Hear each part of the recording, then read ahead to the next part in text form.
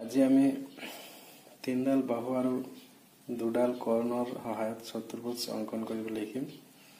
উদাহৰণ হিচাপে 4.1 অনুশীলনীৰ 1 নম্বৰৰ 2 প্ৰশ্নটো লৈছো। প্ৰশ্নটোত তিনডাল বাহুৰ জোখ আৰু দুডাল কৰ্ণৰ জোখ দিয়া আছে। বাহু AB সমান 4 সেন্টিমিটাৰ, BC সমান 3 সেন্টিমিটাৰ, DA সমান 2.8 সেন্টিমিটাৰ, কৰ্ণ দুডাল দিয়া আছে AC সমান 5 সেন্টিমিটাৰ আৰু BD সমান 4.5 সেন্টিমিটাৰ। কালিৰ দৰে আমি প্ৰথমতে পাঁচডাল ৰেখাখণ্ড অংকন কৰিলো জোখমতে।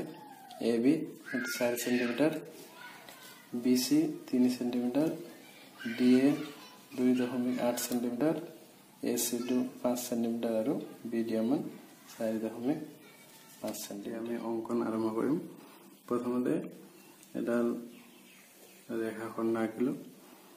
তাৰপিছত AC যেহেতু আমাৰ AC টো কৰ্ণ হয়, AC জুখি কম্পাছৰ জোঙা মূৰটো A থৈ আমি এনেকৈ এটা বৃত্তচাপ অংকন কৰিলো। এতিয়া এই বিন্দুটো হৈছে C।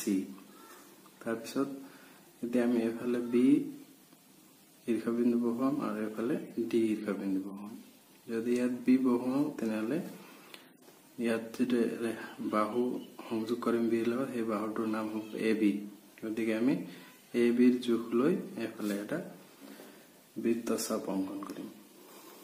AB টো হৈছে এইটো, গতিকে আমি AB ৰ জোখ ললো এনেকৈ।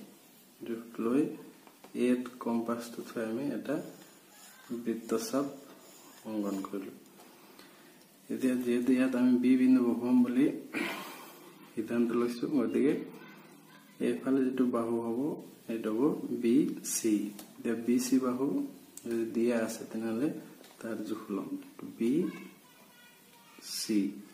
তো C বিন্দুত বহুৱাই আমি আগৰ বৃত্তচাপটো এনেকৈ কাটি দিলো।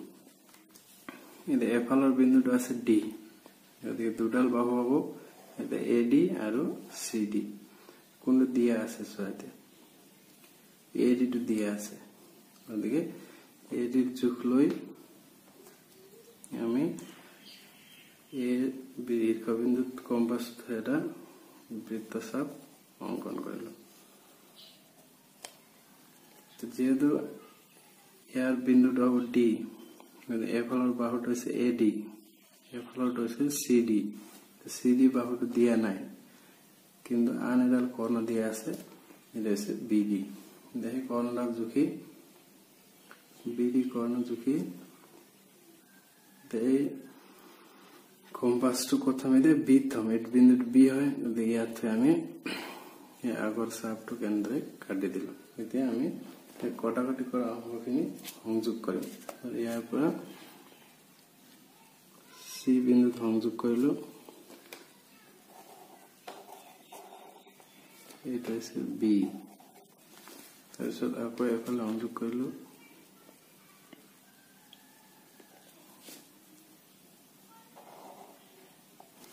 তাৰপিছত এই বিন্দুটো হৈছে D। এই দুটা সংযোগ কৰিলো।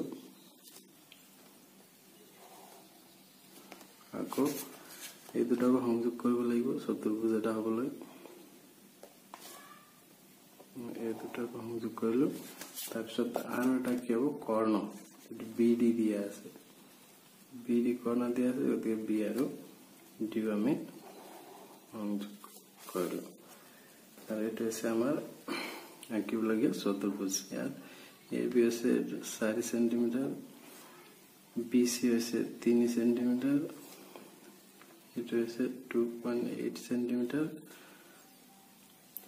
এইডাল কৰ্ণ হৈছে BD। BD দিয়া আছে 4.5 সেন্টিমিটাৰ, এফালে AC টো হৈছে 5 সেন্টিমিটাৰ। তাৰপিছত এই CD বাহুটোৰ দৈৰ্ঘ্য দিয়া নাই, গতিকে এইটো হৈছে CD। এইটো হৈছে আমাৰ আঁকিবলগীয়া চতুৰ্ভুজ। ইয়াৰ পিছত আমি